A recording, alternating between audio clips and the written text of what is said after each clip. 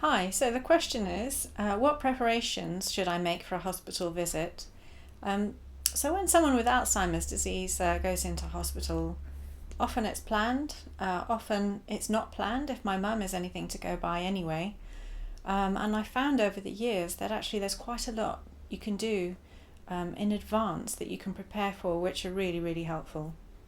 Um, One of the first things that I realised I needed to do was to almost always have a complete up to date prescription list on me. Um, I'm always asked on entry for medical information as to what medication she's taking.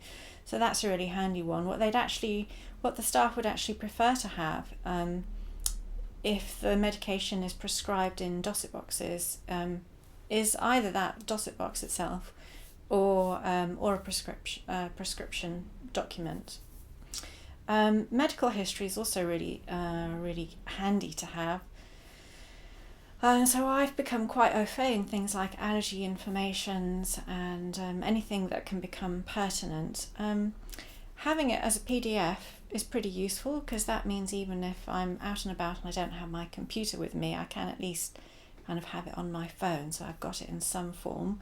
I used to just have it printed out and have it in my handbag all the time, but handbags get a bit messy, and I found that actually the digital versions just stay a bit cleaner. If it's a planned visit, I find that it's really helpful to find out in advance what kind of ward they're going to be going to.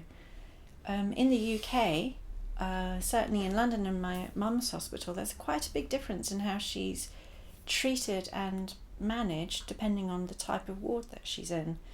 If she's in something like a cardiac ward or a cancer ward, then the treatment goes one way. If she's in an elderly ward, then the treatment is really quite different. If it's an elderly ward, it was just the best yet actually having her on an elderly ward, because there was always somebody in the ward with her and the other three people that were in the ward, which meant that if she ever got confused about where she was or what was going on or why she had to stay, if I couldn't be there and no one else from the family could be there, if there were no carers, then there was somebody else who could kind of keep her calm and reassure her and spend some time talking to her, just having a conversation or doing activities with her. That wasn't something that you necessarily get on the other wards. So if you know it's not going to be an elderly ward and that kind of facility isn't available, then it's helpful, because then you know you have to plan.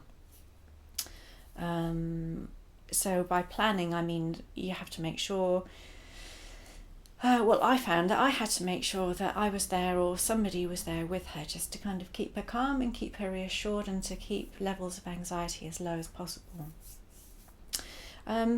Really useful is a document called This Is Me, which is a leaflet produced by the Alzheimer's Society, and I now have filled out this form, and every time my mum goes into hospital I hand the ward sister a copy of the form to go in my mum's notes, and it has information on it which is to do with her medical history.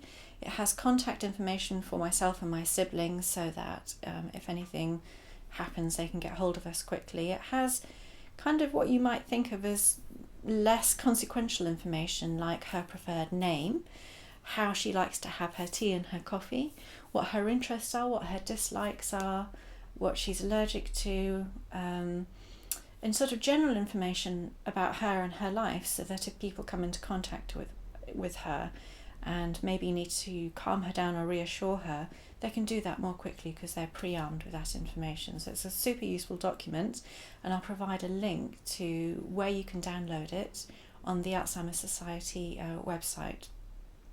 Also in the UK, there's something called the Butterfly Scheme.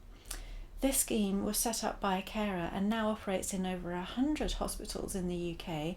I haven't come across it myself, but I understand it to be a combination of training for medical staff and the use of a butterfly symbol. So people who are trained in the butterfly scheme are aware of how to keep somebody with dementia or Alzheimer's kind of calm and happy in a medical environment.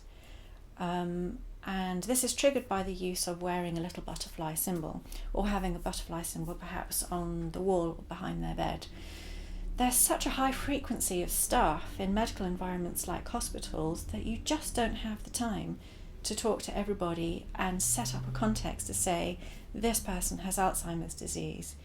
If they're trained and you just have a butterfly symbol on them and they know to look out for it and therefore how to adjust their behaviour, it sounds absolutely brilliant. I'd love to see that everywhere. But working with the Alzheimer's Society This Is Me leaflet kind of starts to work towards that, but I find that I have to do a lot of preparatory work in talking to people and constantly saying my mother has Alzheimer's disease, so they're not always asking her direct questions about have you done this, when was the last time you took this, and so on and so forth. Really important in all of that, I have found, is making sure staff know to ring myself or my siblings if my mum gets anxious. Because if the anxiety is left to boil, if it's not managed, if nobody is there that knows how to calm her down, it just escalates. If I encourage the staff to ring us, then we can often just talk to my mum and calm her down, and she'll accept whatever sort of context or logic we provide, and the whole situation will be managed much more quickly, in a much more relaxed way, which is better for her, it's better for everybody. Finally, I think, booking carer visits. I have done this. If I know that I can't be there, then sometimes I'll use my carer hours to make sure that there's somebody there to be with my mum and keep her company, because one of the things is that over time she's less able to keep her focus, so she's not now able to read a book, for example, maintain a plot line or something like that. Having somebody just to talk to, apart from just the companionship aspect and the pleasure that you get from having somebody to talk to, it's just again a useful means for kind of keeping them calm. Those are the kinds of preparations that I do if I know my mum's going into hospital. I hope it helps you.